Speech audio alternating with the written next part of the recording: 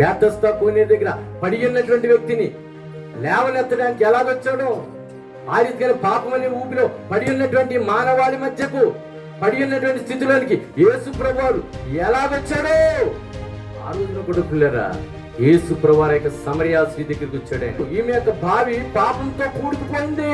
ఎప్పుడైతే యేసు ప్రభువారు మాట్లాడారో ఆ యొక్క మలినమంతా తీసివేసుకుంది. మన భక్తి దేవుని యొక్క ప్రమాణాలకు వాక్యానికి అనుగుణంగా ఉన్నప్పుడే ఆరాధన పాడే పాట ఎలా ఉంటుంది, దేవునికి అంగీకారం ఉంటుంది.